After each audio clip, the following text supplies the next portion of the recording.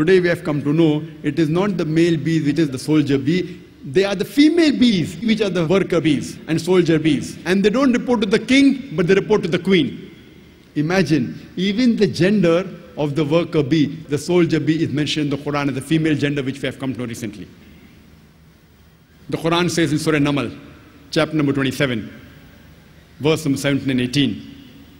Before Solomon marched his host of men, jinns and birds, and when they approached a lowly valley of ants, one of the ants said, "O ye ants, get into the habitations, lest Solomon and his host will trample you beneath the feet." People would think, what kind of a fairy tale book is the Quran? The ants speaking among themselves? No, we have fairy tale books. So what type of a fairy tale book is the Quran? The ants talking and speaking among themselves? After science is advanced, we have come to know the animal or insect which has the closest resemblance to the human being is the ant. The ants bury the dead the same way as human beings do. They have a sophisticated method of labor in which they have supervisors, managers, foremen, workers, etc. They have a sophisticated method of communication. They very often even meet to chat. They have marketplaces where they exchange goods. Souks, we have marketplaces. Even ants have got marketplaces where they exchange goods. And if in monsoon, during rainy season, if while storing the grain, if the grain gets wet, the ants get the grain in the sunlight to dry, as though they knew that humidity will cause rotting of the grain. And if the grain begins to bud, they chop off the bud as though they knew that budding will cause rotting of the grain. Imagine, Quran speaks about the lifestyle of the ants 1400 years ago, which we have come to know recently. The Quran says in Surah Ankabut, chapter number 29, verse number 41, as to those who take for protectors anyone besides Allah subhanahu wa ta'ala, they build for themselves houses like that of a spider. For verily, the house of a spider is flimsy. Besides the Quran saying that any human being who takes for protectors anyone besides Almighty God, Allah, they are building for themselves houses like that of a spider, talking about the web. And the house of the spider is flimsy. We know that the web is a very flimsy house.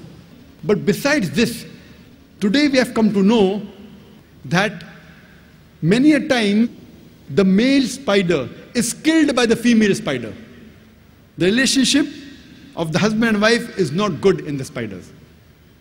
So besides the Quran talking about the flimsy physical nature of the house of a person who takes for protector besides Almighty God, is also talking about the relationships in the house.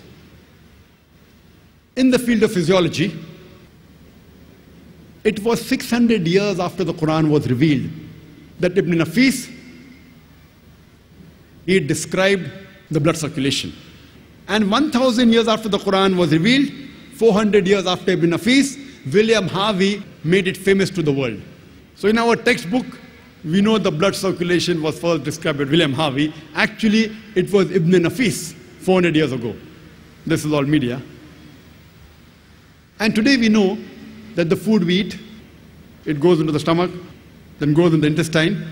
Just in a nutshell, as far as physiology is concerned, about the blood circulation and the production of milk, the food which enters the intestine, the substance of the food, it enters into the bloodstream through the vessels of the intestine, and via the complex media, very often through the liver. Via the bloodstream, it reaches almost all the organs of the body, including the mammary glands, which is responsible for the production of milk. So what we have come to know today about the blood circulation and the production of milk is mentioned in a nutshell in the Quran 1400 years ago. In Surah Nahl, chapter number 16, verse number 66, which says that verily in the cattle is a lesson for you. We give you to drink from what is within the body, coming from a conjunction between the constituents of the intestine and blood, milk which is pure for you to have.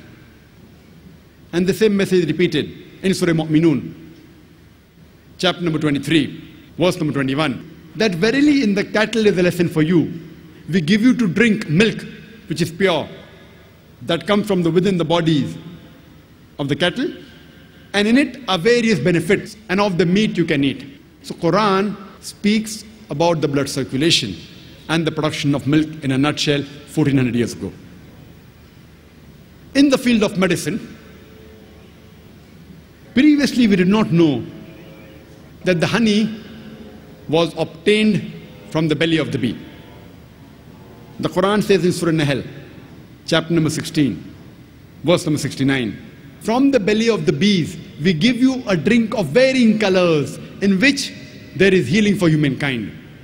It was only 300 years before approximately we came to know that the honey was obtained from the belly of the bee. And now we have come to know that honey is rich in vitamin K as well as fructose. Recently we have come to know that even the honey has got mild antiseptic properties.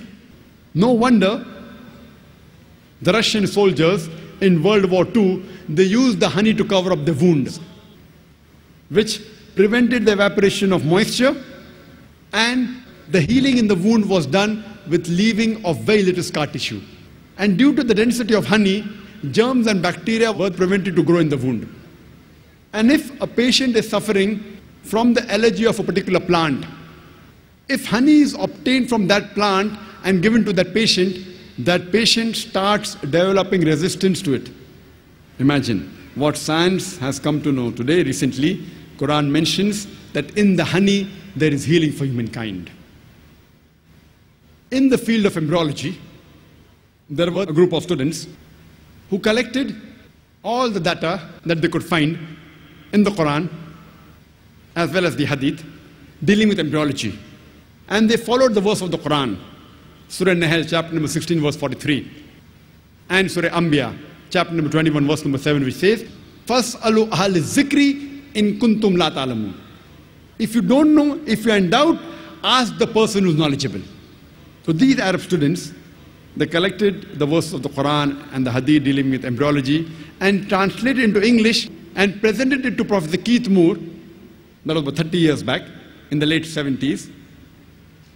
And Professor Keith Moore at that time was one of the highest authorities in the field of embryology, and he was the head of the Department of Anatomy in the University of Toronto in Canada.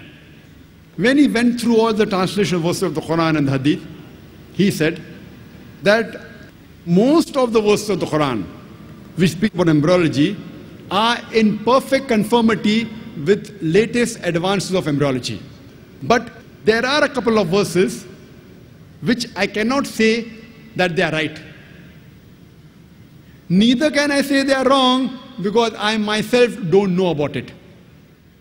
And two such verses were the first two verses of the Quran to be revealed, of Surah Iqra or Surah Alaq, chapter 96, verse number 1 and 2, which says, Iqra bismi rabbika allazi khalaq. Khalaqal insana min alaq. Read, recite, proclaim in the name of thy Lord who has created the human beings from something which clings a leech-like substance. So Professor Keith Moore said, I don't know whether the human beings, the embryo, embryology means it's the study of the development of the human being, the early stages of human being in the womb of the mother, for those who don't know. He said that I do not know whether initial stages of the embryo, that's the initial stages of human being, it looks like a leech or not. So he went in his laboratory and under a very powerful microscope observed the early stages of the embryo and compared it with the photograph of a leech. And he was astonished at the striking resemblance. And later, when 80 questions were asked to him regarding embryology in the Quran and the Hadith, he said that if you had asked me these questions 30 years ago, that means from today more than 60 years back, I would not be able to answer more than 50% because embryology is a new branch of medicine which has developed recently.